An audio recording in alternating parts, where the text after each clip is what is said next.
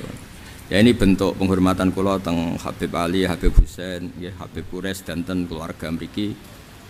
Jadi ini orisinal, ini mudawan. Hanya mudawan itu satu sanad yang dibukukan. Ini yang pertama tadi di kitab Bukhari, sarah dari kitab Fathul Bari, yang ini dari kitab Tafsir Ibnu Katsir. Jadi sampean ora usah takok dhaif ta ora. Wah aneh-aneh. Ora melok sinau takok. Nggih mun ngoten niki ngurusi tiang-tiang sing sul adab niki monggo dua kali. Matur nuwun Gus. Ya, hari ini saya kira tidak ada yang orang paling bergembira kecuali saya ya. Karena ada kaidah tidak ada yang digojlok wali, insyaallah jadi wali juga gitu. Baik, monggo mungkin ada kita beri dua kesempatan, satu akhwat, satu ikhwan. Yang monggo dikasihkan. Ya. Yang ini aja yang dekat biar enggak terlalu jauh. Yang akhwat kalau ada langsung mati, ya, yang ahad di sebelah kanan ada satu. Kasih mic-nya. Disebutkan nama dari mana? Silahkan. Itu kelebihan dan itu penting. Kata bapak saya, sampai orang nyari hiburan maksiat itu karena tidak asik dengan toat. Sudah bisa asik dengan toat, kenapa enggak? Ya, toat harus dibikin nasi, ibadah dibikin nasi. Ini ada butuh yang jalur maksiat. Bismillahirrahmanirrahim. Assalamualaikum warahmatullahi taala wabarakatuh. Waalaikumsalam warahmatullahi wabarakatuh. Terima kasih kepada pimpinan yang telah memberikan kesempatan kepada saya bertanya kepada jenengan Gus. Perkenalkan, nama saya Khalid Farah. Enggak, maksudnya yakin enggak bisa jawab. Apa mumpung ada saya? Grogi dia, grogi. Grogi. Ayo saya. Perkenalkan, nama saya Khalid Farah, mahasiswa dari PT IKI Jakarta dan alumni Al Anwar Sarang Rembang. Satu sanad.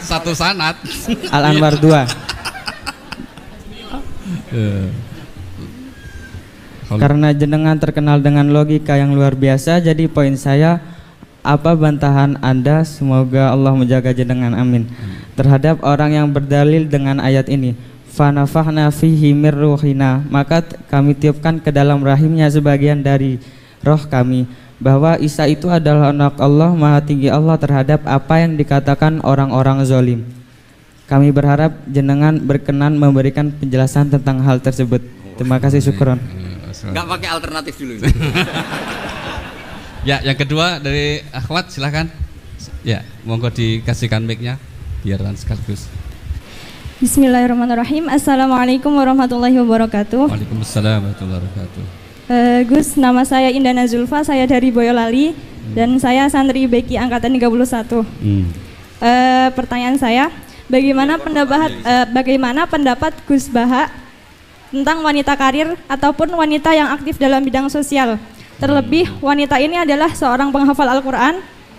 Maksud saya, yang wanita karir ini bukan hanya dalam mengajar, tidak hanya bekerja dengan mengajar, tapi dia juga terjun dalam bidang bisnis dan juga suka melakukan inovasi-inovasi baru seperti mendirikan lembaga sosial dengan tujuan untuk menolong orang lain. Dan dalam Islam sendiri, bagaimana aturannya atau batasan-batasannya? Terima kasih. Terima kasih. Monggo langsung. Provokator.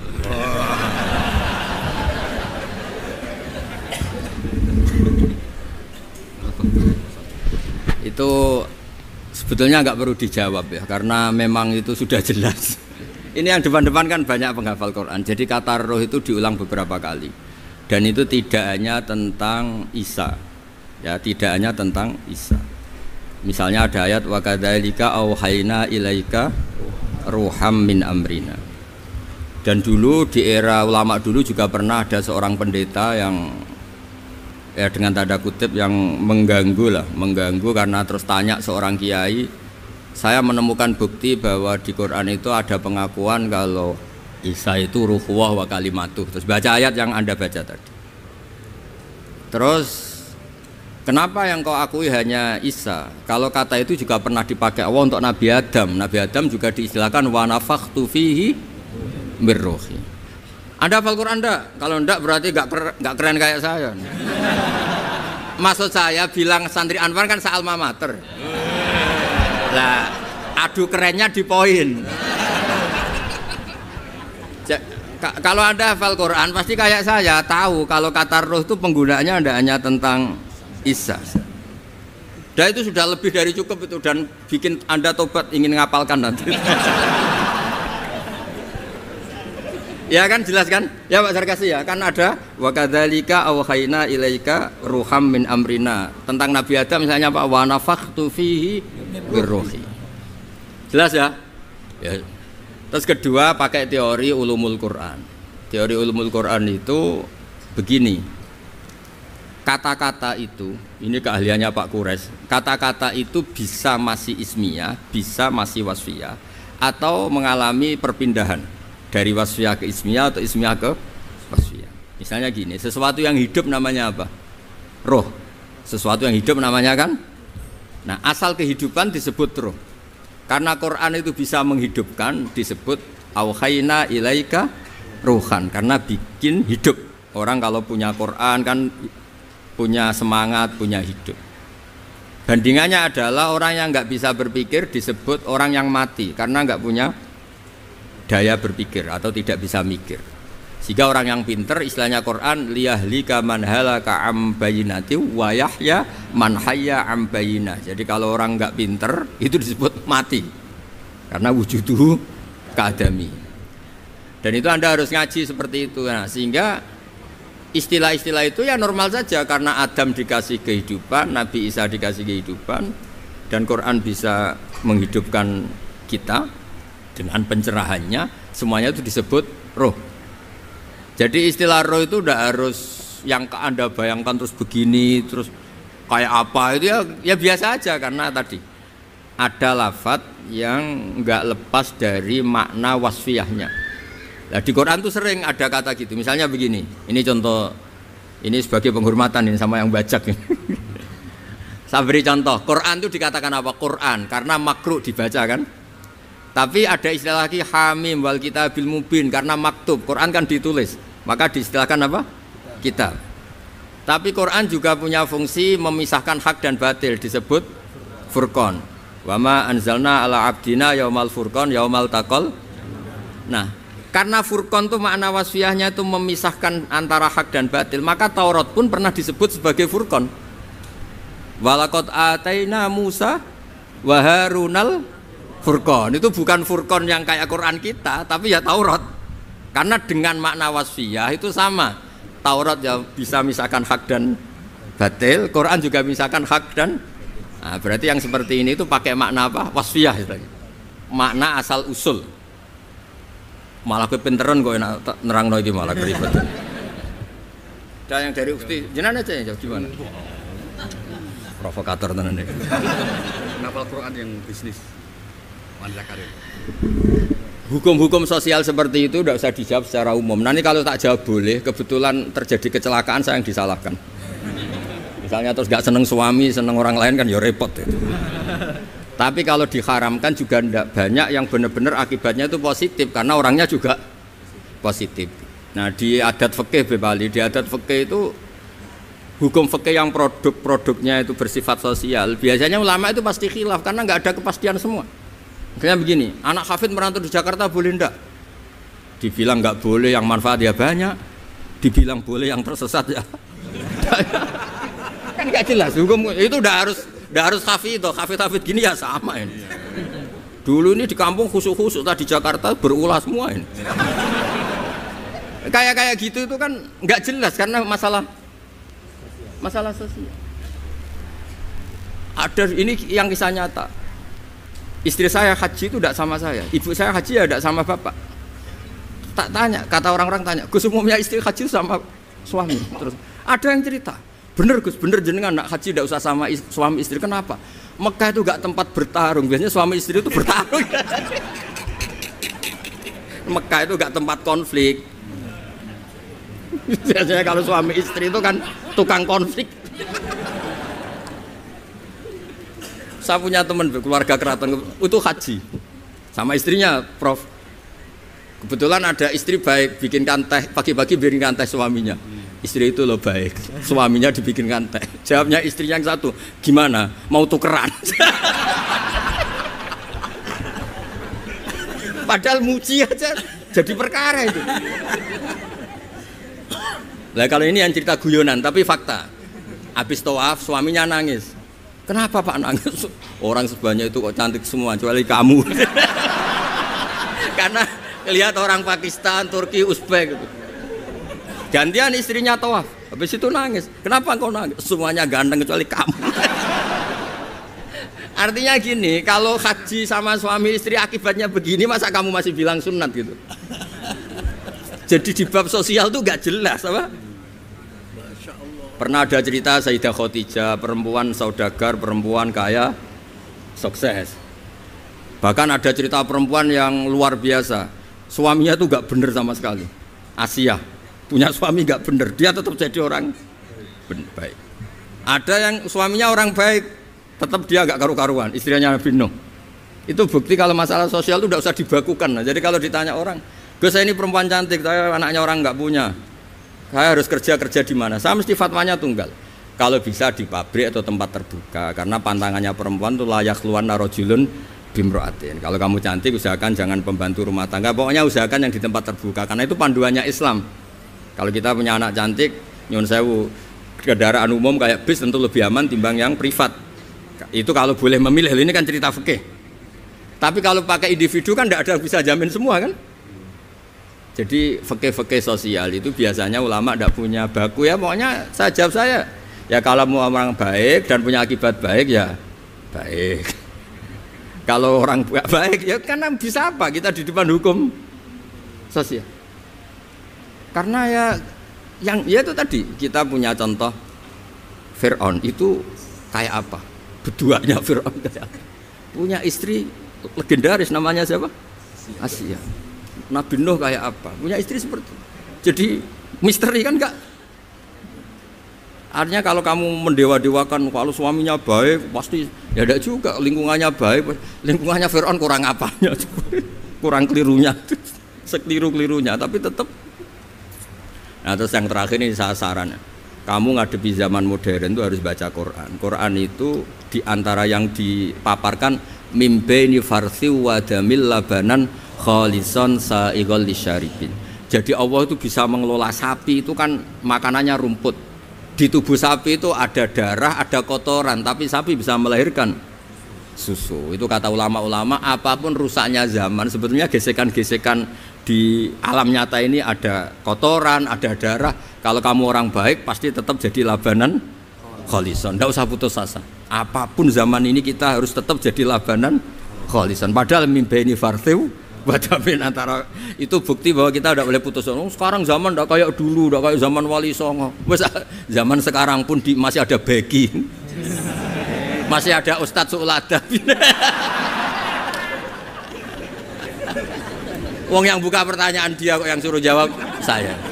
Itu pakai fikih apa enggak bisa itu enggak bisa. Itu bisanya benar kalau saya ampuni, kalau enggak. Tapi karena saya ini kiai baik kan nurut sama Allah wal afina. Ya, wassalamualaikum warahmatullahi wabarakatuh. Baik, terima kasih sekalian. Nah, jadi itu teman-teman reaction ngaji kita kali ini bersama dengan Kiai Haji Bawadun Nur Salim atau Gus Baha. Dalam kaji kali ini itu ada beberapa pertanyaan yang dari para audien yang ada di situ. Yang pertama adalah apa bantahan tentang ayat yang menyatakan bahwa Nabi Isa itu ditiup ruhnya oleh Allah dan diangkat sebagai anak Allah. Kemudian ada yang pertanyaan kedua, perempuan hafizah jika terjun di dunia karir dan bisnis itu bagaimana hukumnya? Dan tadi juga dikatakan oleh moderator bahwasanya jika ada orang yang digojlok oleh waliullah, insya Allah akan menjadi wali juga. Nah, kemudian Gus Baha menjawab bahwasannya catatan yang kita dapatkan yang pertama adalah ruh itu menyatakan kehidupan, tidak hanya khusus untuk Nabi Isa. Padahal kata ruh itu juga ada untuk Nabi Adam. Jadi kata ruh yang berarti menghidupkan itu dan kemudian ditiupkan dari kami yang dalam kurungnya Allah ini tidak hanya khusus bagi Nabi Isa saja, tetapi juga bagi para pemimpin dan juga para nabi. Terkhusus adalah Nabi Adam. Di situ di Al-Quran juga dikatakan seperti itu. Jadi tidak spesial hanya untuk Nabi Isa saja gitu. Kemudian dari sisi ulumul Quran, bahwasannya ruh itu mengartikan kehidupan, termasuk kecerdasan atau ilmu.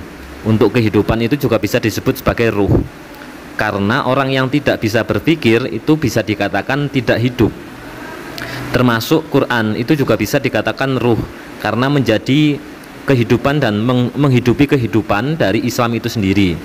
Ini dilihat dari sisi makna asal usul. Dan kenapa pertanyaan ini disamakan dengan apa yang pernah ditanyakan juga oleh pendeta yang akhirnya itu membingungkan bagi para kiai-kiai yang ditanya seperti itu. Namun Gus Bah di sini menjelaskan bahwasannya ayat tersebut maknanya adalah ya tidak hanya untuk Nabi Isa saja, karena ada Nabi Adam juga. Dengan dalil kalau misalkan Nabi Isa kemudian ayat ini menyatakan bahwasanya Isa itu adalah anak Allah ataupun sebagai yang ditiupkan ruhnya oleh Allah, itu Nabi Adam juga demikian. Nah, kalau Nabi Isa dianggap sebagai Tuhan, ya harusnya Nabi Adam juga dianggap sebagai Tuhan dong. Nah, kayak gitu. Ini untuk membantah ayat yang menyatakan atau yang dipakai oleh para pendeta untuk meneguhkan Isa sebagai anak Allah atau sebagai Tuhan. Kemudian selanjutnya yaitu bahwasanya hukum sosial itu tidak bisa difatwakan secara umum. Biasanya ulama akan khilaf atau beda pendapat terkait sosial yang harus dititik beratkan adalah pada individu atau pelakunya. Kalau dia baik, maka dimanapun atau di tempat apapun, tidak peduli di lingkungan yang potensi buruk pun, ya kalau dia baik ya dia akan tetap menjadi baik. Kalau misalkan dia memilih untuk menjadi buruk, ikut menjadi buruk, ya itu karena pilihannya sendiri. Yang artinya adalah bahwasannya hukum sosial itu tidak bisa difatwakan secara umum, tetapi memang tergantung dari individu masing-masing. Kemudian misalkan ada Asiyah itu dia punya suami Fir'aun. Fir'aun itu jelas orang kafir yang sangat kafir ya. Tapi Asiyah tetap menjaga orang baik, menjadi orang baik. Atau Asiyah itu walaupun hidup di lingkungan yang demikian kafirnya, tetapi dia tetap menjadi orang yang baik, orang yang solihah. Sedangkan sesoleh apapun Nabi Nuh, itu istrinya tetap seperti itu, tetap buruk gitu. Jadi tergantung orangnya atau individu, dari individunya bukan dari sosialnya. Namun fikih ketika memang dianjurkan ataupun misalkan ditanya seperti itu fikih menganjurkan bahwasannya ketika perempuan itu harus bekerja, ya baiknya itu bekerja di tempat yang tidak privat, di tempat umum, di tempat yang bisa dilihat banyak orang. Ya bisa ada teman lah, minimal bisa ada teman yang banyak orang di situ.